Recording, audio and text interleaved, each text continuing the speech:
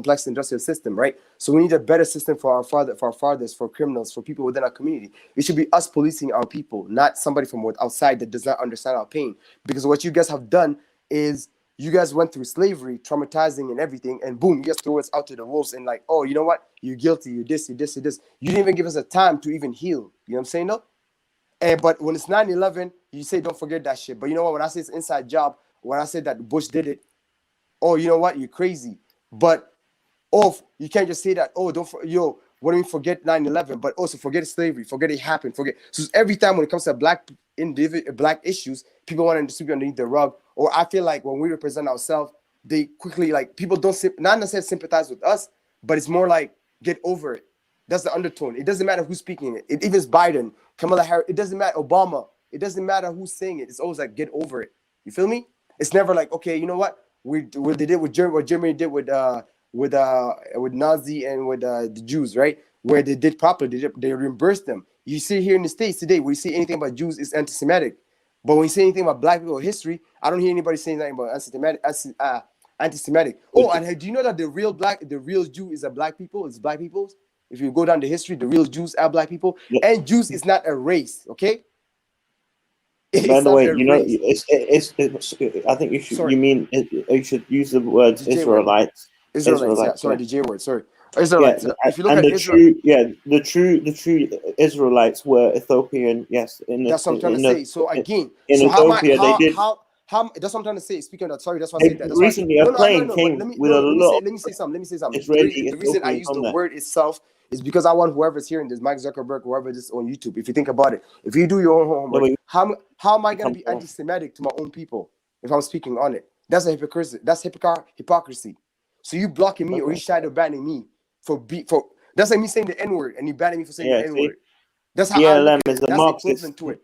That's equivalent. That's the best example I can use to it. Or that's like a woman speaking of a woman pain. Emmanuel, if your ancestry, as far back as we know, is from Sudan, South Sudan in particular, presumably your ancestors were not involved in the transatlantic slave trade.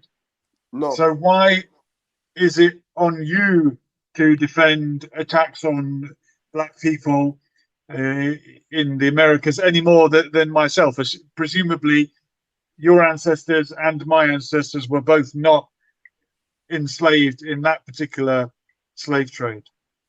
Or is it because white people were the fact that white people were the perpetrators, or that black people were the victims? You got to remember, history is always written by the victors, right? Yeah. So meaning history is always controlled by whoever controls the power has the money, because they, you know what I mean? Just like whoever controls the food controls the people, right?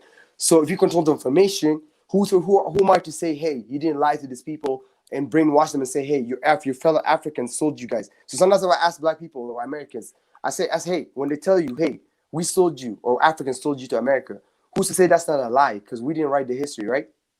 You feel me? So the same way you ask that question, I'm asking. Have you not heard Harriet? Sorry, can I just say Harriet Tubman? Is it? Yeah. She apparently used to sell some of the actual slaves herself. She used to actually be a slave. And that's the argument, because us or black people in America say that she saved the slaves, right? But if you say that too, they'll say, hey, you know what? You're quick to basically quick to like what's that word called? To basically like disrespect or denigrate. Is it the judge denigrate the work and the effort and the risk and everything our ancestors did? So you're basically spitting in our face in a sense, right? But every time somebody comes out and ridicule, because every time you come around, you always, like I said again, every time the undertone, every time it's always our fault, it's always us, it's us. It's never you guys taking accountability. It's never anybody taking accountability for their actions. You feel me? It's always like, hey, but you guys did this, but you guys played a role, but you guys. It's never like, well, we did this. We are the source core of the problem. Like, so it's not the symptoms. Let's look at what caused the disease, the main source of the disease. It's everything is a symptom. And even when they speak of symptoms, it's always us. It's never the person or the perpetrator. Is that to call it proper? But the instigator, you know what I mean?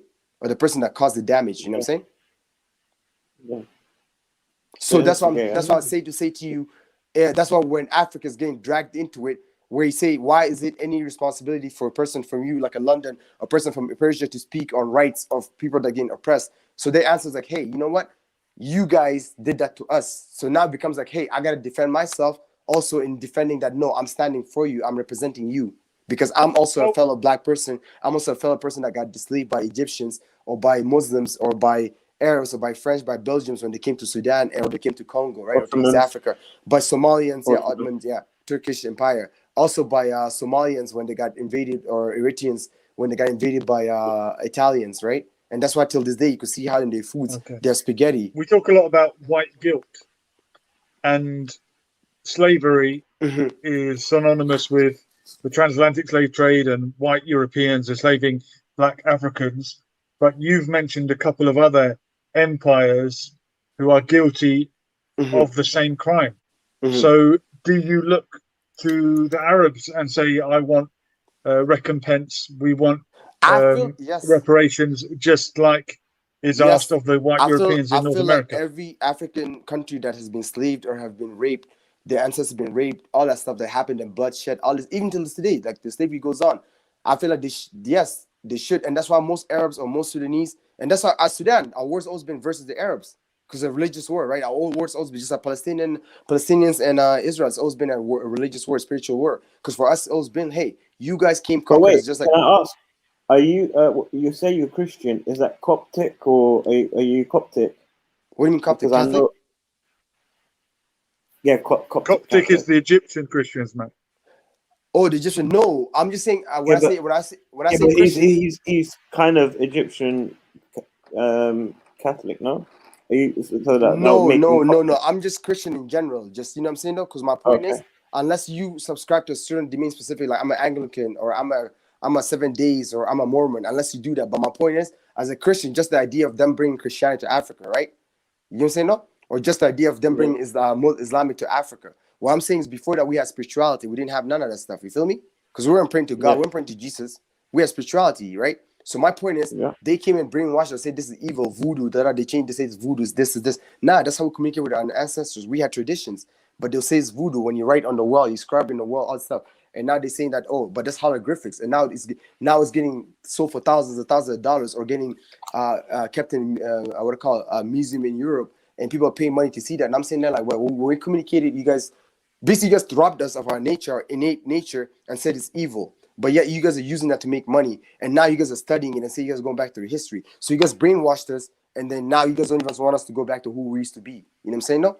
So there's a lot of different fights, a lot of different battles from the Islamic religion, from like the Christianity, from anything, from even like I said with Chinese coming in to dominate us, from what I call not bringing religion, but like using us for labor. Because like I said before, Americans or what they did, they went to China for labor, right? But now that they industrialize and they're up in their head, now there's no more business in China, right? And they're strong and they strengthen their country. So what they do now, they're like, okay, let's go back and pray in Africa again. So everything comes back to Africa. And that's why black people keep saying, you know what, without Africa, there's no life, because everything starts in Africa. If you look at where everything comes from, if you look at where the resources to build phones, to make Tesla, to make iPhones, everything comes back from Congo. You know what I'm saying? If you look at Belgium raping Congo, or even Sudan or the rest of the countries, so everything goes back. You guys rape us from spirituality, then from industrialization to technology to everything comes back to Egyptian, to math, to everything back to Africa, right? Even right now, labor, they're going back to Africa for labor because labor is going to be cheaper in Africa. You feel me?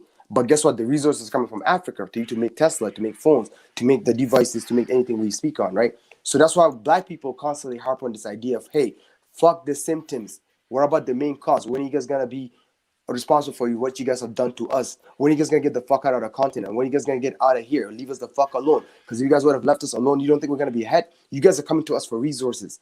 You don't think if you left us alone, we figure these things out? We taught you guys how to shower. We taught you how to, like, that's how we say, like, so I'm saying, like, our ancestors, that's what they're saying. We taught you guys how to do all this stuff. How y'all gonna say we're clean, we're in the ghetto, we're filthy with this? So we constantly look to month. When you speak of black, when you speak of anything black, it's constantly a bad thing. It's never a great thing. But guess what? Life came out of blackness. Life came out of carbon. Carbon is black. In the beginning, there was nothing. When God separated, if you read the Bible, when the description of it, everything comes from blackness. But again, black is looked as a bad thing. Black box, black male, black this, black. You know what I'm saying? No?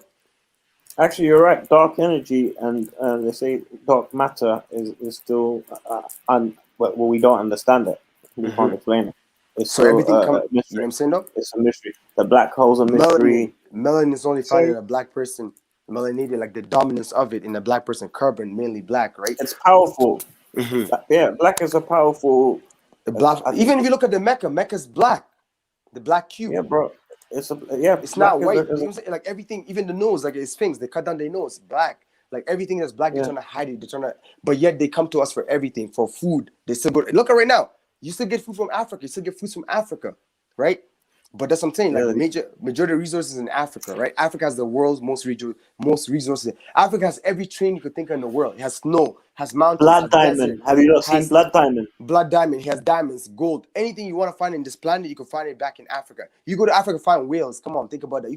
You find any species in Africa where The they originate rhinos from. they killed for their In thing. Africa, from Africa, everything yeah, gets. Africa. So that's why Why black is people. Africa not doing so well economically? I mean, parts of it are. I know Nigeria is a very rich Because country, Bill, but there Because are impoverished the parts people are of Africa. Are controlling you them. blaming that all on Yes, the yes, Really? imperialism? yes, Really? yes. Yeah, Until today, because think about it. All the leaders are 100%. all the leaders. What do you think the leaders are? Do you think that? What do you think happened in Sudan? What do you think happened in 2005? They assassinated John Garang because he refused to abide to what the United States wanted. That's why they got rid of him. And look, what have Sudan did since 2005? What have Salva Kiir done since 2005 when they put him in power? Name one thing. There's not a single school, not a single university, not a single road, not a single, with all the billions and trillions of dollars that they owe to IMF, that IMF gave them. And guess what?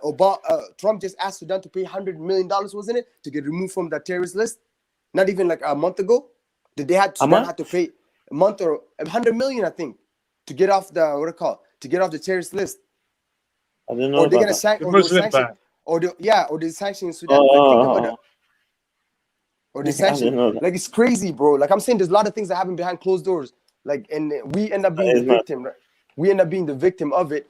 And constantly like, hey, why don't you Africa? Africa's so poor. Why is Africa? Even Black Americans like always say that to us, insult us, like Africa's so poor. Why? But I'm looking at them like, yo, you Americans come in and rob us. You Europeans come in and rob us. China come in and rob us. Everybody come in and extort us. How are you gonna tell me I'm gonna get better? If you're trying to build a house and I come and take the brick every time you're building a house, how am I gonna build my house?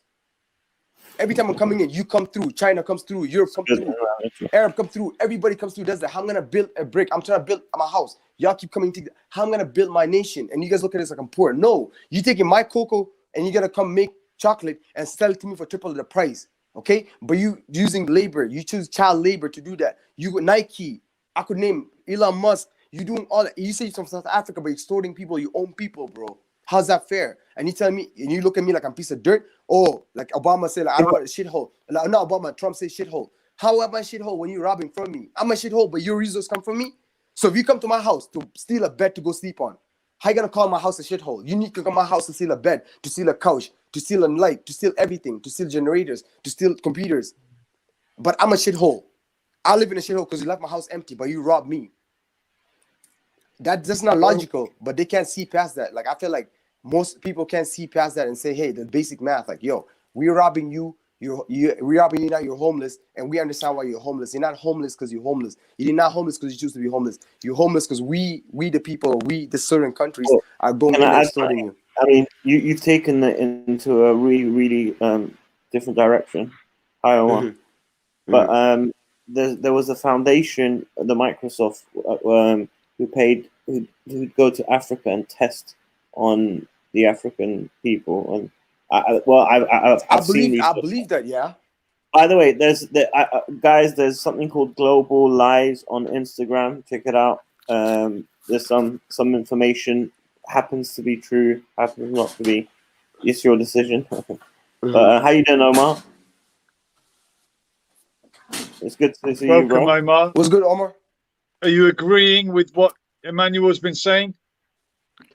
Good evening, all. No, I respectfully have to disagree with Emmanuel. I myself, I'm a big fan of, and I follow the politics out there in Uganda with Bobby Wine and everything, alongside what took place with Lumumba.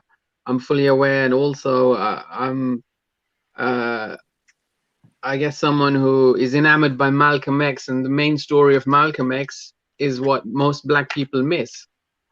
Probably Black people love Malcolm X, and I guess the world loves Malcolm X because he was so harsh on white people and he spoke the truth. But for me, what's great about Malcolm X is that this was a man who, and he writes in his own book, he was at the age, I think, in maybe 28 or something, and he was in prison and he could hardly write a letter, he could hardly write.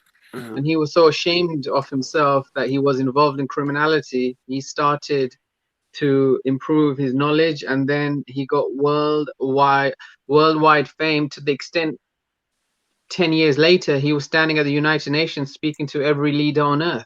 Mhm. So lots of people, we forget that, and I think our destiny is in our hands. Now you can make those excuses, the white man and But that's a fact. That's not an society excuse. and It everything. happened. Something that happened is a fact. It's not an excuse. Something that's happening is a fact. That's not an opinion, right? Opinion is something something does not happen, but something that's happening or has occurred in history, that's a fact, because you could back it up by dates. You could back it up by what's happening currently in Africa. So that's not an opinion. I think I agree with. one of the I arguments agree. people will make, Emmanuel, Mm. is the depths to which, for example, Zimbabwe sank when Mugabe drove the white farmers off their land who had cultivated the land. Mhm. When he tried to change things up, and overnight you lost a generation of farmers, you end up having a famine. Mhm. And also That Idi might be Amin. one of the counter arguments to what you're saying. Feel But what free I'm saying to is my absolutely refute my me. question to that, whenever there's downfall, who's always starting the uprise? Who's always coming in? Who's always, you know what I'm saying? No, it's never us always alone. It's always somebody else involved. So my point is, like, America going to Yemen, bombing Yemen. So America going to Iran, do something. So my point is not only Iran doing it to themselves, America's also playing a role in Libya or whatever. So that's my point. You feel me? It's never And us alone. sadly, some people collaborate and bring it on themselves and say, yeah, Mhm. come and bomb my country, get rid of Mhm. this dictator and install a So new that's what one. I'm I'm saying. sure So I'm it'll be saying at the better. end of the day, there's still outside hands involved. It's never only Yeah. us. And I'm saying the outside hand never want to acknowledge that. That's my point again. They always want to make No excuses to say problem. you guys. Nobody ever wants to say, yeah, but we did this when the coup 52 in Iran. Nobody wants to say that till like years later. You know, talking about Iran, I keep thinking of Yuri Bezmenov. Do you remember the Russian ex KGB saying that they do covert operations against countries, but I mean, against Iran, they've been playing psychological warfare for ages now, but it's nothing new. Nothing new under the sun, to be honest. All But I'm saying is not. It's never the country by itself. It's always outside powers coming in, meddling in. You know what I mean? by the way, So Emmanuel, Omar if I may. Omar knows about. Yeah, he does know about. South Africa. Please, Mugabe? yeah, I don't know much. Yeah, go on. Yeah, Before we go on to that, I just Emmanuel, want to with address respect. Owen's question. He wanted to know what are the traditional beliefs in Sudan. I know it's a majority Muslim country in the Muslim. north. The south is predominantly Christian, and would that be Orthodox Christian? Am I right? I'll be honest with you. I won't say it's a one thing, because Okay. now it has branched, right? You know what I mean? Okay. You used to go to a Muslim school, right? Yeah, I used to go to Muslim Islamic school. Yeah. But you're Christian though, right? Yeah, but I'm Christian. Yeah, so I had to Okay. fast. I had to fast. I had to read the Quran. I had to like pray with them, everything. So because I'm not allowed to like basically practice Christianity, and also at that time like during when they're fasting during Ramadan and stuff like that, I can't eat right around the kids and stuff like that. So either you go eat in a washroom, dirty washroom, or you fast. So I had no choice but to fast, right? Because nobody wants to eat in a dirty washroom or whatnot, right? So basically, like Sunday, I attended Sunday schools for Christianity on Sunday, and I did Bible school on Saturdays and choirs on Wednesdays, right? So those are the only times I would say, beside like praying at nighttime, where I practice Christianity or read the Bible, Okay. right? Like growing up. So I'd say that mainly in Egypt, and then I'll say once I came to So Canada, you wouldn't describe yourself as an Orthodox Christian or a Catholic or anything like that? no, I'll say I grew up as a Christian, but has led me to Okay. has led me to basically see the world differently, right? Because I grew up as a Christian and I went to school, a Muslim school as well. So I got to see a world from a different view. So I had more about idea or about opinion towards the world, right? You feel me? So more for me, it's more like, hey, you know what? I get to know both religions, but what religion is true, what religion knew who's God, who's not God. So now I'm more thinking of that way, because as growing up, they tell me when I go to school every day in the morning, I'm told this is God. Then when I go to, you know what I mean, or this is the prophet, the prophet Muhammad, As Rasulullah. And then when I go as in a the Muslim, evening, then tell me Jesus, in the evening. So it's almost like you as a grow up as a Muslim, child, you're like trying to figure out what's right, what's wrong, right? And then you as know, you grow as a older, you start Muslim, getting your own opinion. as a Muslim, what you're doing is what we're supposed to be doing. You're meant to not only learn about Islam, you're meant to learn about the other religions as well, and then come to your own logical, conclusion, shall we say? But that's what being a Shia even says. Shia says you can't be a Shia unless you. So I'm just saying that's how Another it should question. be. Are there still a lot that believe the old tribal gods? You're cutting off Are there pretty any bad. animists or people that worship many gods, perhaps? Yeah, hello? Who's that? Is it clear? Owen Keeling is asking if there's anyone who follows the old spiritual beliefs. I think you might call it animists. Animism, people that worship their ancestors. Not that I know personally, because I said like everybody's been converted to Christianity in the South, right? And everybody everybody up north has been converted to Islamic, right? So like, no, not that I know of. Like, because I know everybody's either the Christian, or either they're Muslim, or either they just practice their own tradition, which is like if you're a cattle herder, you practice whatever your ancestors did, right? So they're neither Christian, they're neither Muslim. So I'll say they're still spiritual, but there's not a predominant like one spiritual belief that like the whole country follows, or like one tribe could say, oh, we follow. You know what I'm saying? No, it's more of a tribal thing. It's more like my tribe, my ancestors have always done this, so my tribe we're always gonna do this, right? And if you guys say you guys are Christian, cool, that's you guys are Christians. You feel me? What do you make of the Rastafarian claim that King Haile Selassie was the return of Christ? Have you Pardon me? pondered that one? Yeah, I didn't hear that.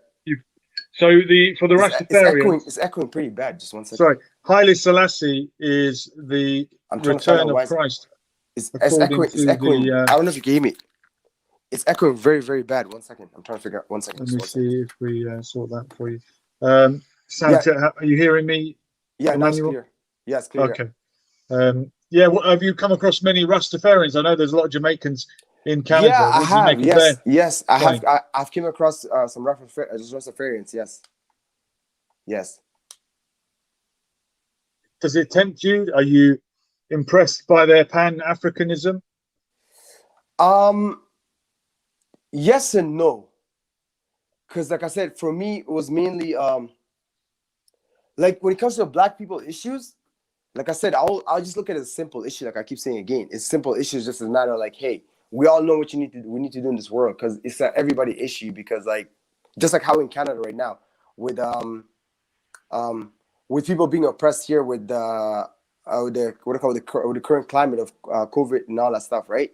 So I still look at it the same way. Like we still face same problems as human beings in general, right? So like I understand what they're fighting for specifically, but also saying like, hey, the bigger picture, because I feel like I'm not saying it's a small problem, but I'm saying the bigger picture is what everybody, all the countries, all the leaders are focused on, right? So you guys only focus on a small thing currently, right? So what I'm saying is, Emmanuel, talking of fighting, I'm trying to squeeze this in. This is a questioner from London who learns Japanese, which is a very good friend of ours, who won't mind me telling you his name, I hope. How you doing, Akram? He's saying Julian is an MMA man. Give him an insight into Nubian wrestling in Sudan, if you can. Have you come across this? My mom used to wrestle. My mom used to wrestle. Wrestling is a language that everyone speaks. Yeah, my mom used to wrestle. That's a funny thing, right? So your mom used to wrestle. Yes, she used to tell me that. Yeah. You must have been very well behaved. Yes, because you know how we grew up in a strict family, right? So back home, even like you grew up in Egypt, it's kind of strict. So like you have to be a straight child, like you know what I mean. Although like I would say my brain took me far away, but about that, yeah, we do have that, but I didn't really look into it. But I know like Nubia is big on that, because if you see their body structure, they're always like well muscular and all that stuff naturally. Like most Nubian friends that I have, they naturally look like they work out naturally, but they built like that naturally, right? And you can see that with like West Africa too, in Liberia. Liberia has similar build, right? So if you see somebody from Nubia and you see somebody from Liberia, you think that they're alike, or West Africa, you think they're probably from West Africa because they built their physical features, right? So I'm not sure if that's a DNA thing that's been passed through generations, but I'm aware of that, but I don't know the depth of it, to be honest with you. But I do know. That's interesting. I do know that Nubian people are like physically different than like the rest of South Sudanese and stuff like that, in physical structure, like strength and stuff like that. And as you see the pyramids, right? If we're being stereotypical when it comes to African build, it's the West Africans that are considered to be big and broad, and East Africans are these slim, long distance runners that train at high altitude and can keep going for hours and hours, but they're more of slight frame. But you're saying the typical Nubian is a more robust. Yeah, like a Nubian is like a West me. African. I mean, I know you can get different like people of all kinds, but I'm going with the stereotype. Globalized. Because you see me, I always like without a shirt, but it's like me, but a muscular me. I know that's the best description to give you. Like I'm me, but more muscular. Like you know what I mean? With more like I'm shredded. Toned. But, they say toned. Yeah, I'm toned, but they'll be more toned and more a little bit muscular, and they like that, and they're still short. Like this is short and stocky. So right? they're more ripped. Yeah, they're more ripped. And no, they're Yeah. big too. Like strength, big. They're big in size as well, right? And where is Nubia? Who are the Nubians? I know in South Egypt you've got people that say they are Nubian. Where does it start and where does it end? I want to say it's like a middle, like mid-northern, almost like westernish of Sudan. By the way, sorry, I don't mean to be racist. It's just a question I'm interested. So where is the Mandingos about? What's that about and where they're from? I wouldn't know, but it could be a tribe because I hear that tribe as well too. I heard that tribe in Africa, but I'm not sure what country it would be. But I know there's a tribe in Africa. But some people say it could be Congo because they say Congo is one of the on that list. You feel me? So for what you're asking, but that's my point. So it could be Congo, to be honest with you, because Congo is one of the top in that list in the world. So yeah, that'd be my best guess. Londoner learns Japanese. By the way, anyone interested in languages, which is probably anyone that watches this channel, get on to Londoner learns Japanese. Check out Akram's channel, and you'll have a lot to learn and enjoy. And we want to get you on the live stream eventually. Japanese is hard. Sorry to say one thing. The brother in the corner, bottom, in my screen, because I'm facing this is gonna be bottom right, next to you. Omar. What's his name again? Omar. Yeah. Omar. I actually want you to continue what you're speaking about. I didn't mean to cut you off and saying like you're wrong. All I'm saying is like the perception from my African and my what I call my people or people that when I speak to, like you know what I mean, from Africa or from like the black person's argument, a black person's debate. You know what I'm saying? No, that will stand on firmly. That was what I meant to say, but I didn't mean to cut you off. And I want you to expand on that. Like I said, because I'm not like I said again. There's always different perception. There, by the way, he lived there, so he There's different perception of there's like me and you could look at something, but we're still gonna have two different perception of it, right? So I still want to know your perception and your point of view of that. I would love to know that. I'm open and I'm open-minded to hear that. So I didn't mean to cut you off and saying that you're wrong at all. All I meant to say like this is our point of view, but I still want you to continue on that, please, brother. He actually brings very valid points. Yeah, that's what I'm saying. I want to hear it, please, brother. My apologies. I didn't mean it from that perspective. We do get some polite people on here. Yeah. Love it.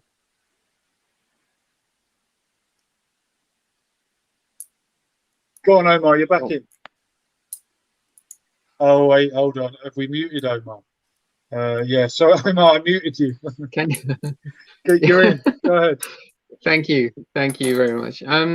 So firstly, Manuel, thank you for that, and you're too kind. And I'd like to say that my family, just a little background about myself, my grandfather came from Kashmir, which is next to Pakistan, well, a part of Pakistan, Iran, administered or whatever it is. Kashmir, and after that, near Iran, isn't it? Kashmir's near Iran, isn't it? Yes.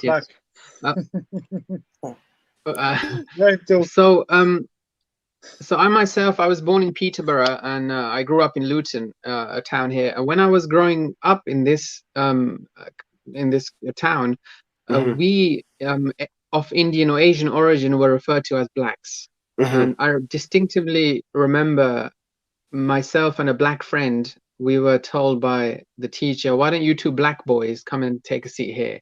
So it was a normal thing to be called black. Now, I'm proud to be black. You know, can I add one thing? Can I add one thing to you saying? Can I add one thing so you can expand on that? Expand on it? Because I also hear black people or Palestinians, even in North America, they say that back then or in UK and other places of the world, they get referred to as sand niggers. Do you want to expand on that? Because there's not much. No, because you mentioned black, so I'm saying like the fact that you mentioned black, that they say that about Arabs and they say so people that Arabs in general. So I'm saying that automatically took me back to a place of saying, hey, I agree with you because I also know that you guys get referred to as sand niggers. That's why I'm saying that. To be fair on the racist people, that's a new phenomena. They've just come up with that. But I'm 40 years old, so this is kind of like mid 90s and even before. And I think late 90s they stopped calling us black and started to call us Asians, which is their prerogative. Yes. But as I said, the sand N-word is a new phenomena that's come about. And I myself, I worked in stand-up comedy for many years, and me and a a few others, we would travel the country with, in particular, one of our stars was President Obonjo. Now, as we traveled up and down the country, there was a part of the show that we would ask the audience, tell us your nationality. So we were kind of, where are you from? So even we knew most of the people were born in this country, but we still would refer to them not as foreigners, but we would pose that question, where are you from, just to make it interesting. That people would say, you know, wherever their family was from. So the if there was a person of French background, he would say, yeah, I'm from France, although he was born here. But there's one community, even No, hold on. So go on with your story, Emma. We'll get Emmanuel back on. So my point here is that what Emmanuel is stating, I feel, is unfair. He's doing a disservice to himself. He's doing a disservice to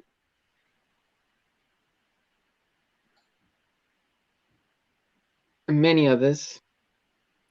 It So happens. we'll get him back on. Just Emmanuel, I'm sure you're still watching. Just re-click the link and we'll get you back on. Sorry, Omar. So what's your point? That you're happy to be? Are you happy to be black? Are you ashamed? Dadash is saying, Omar, chill and sit back. We are all proud to be black.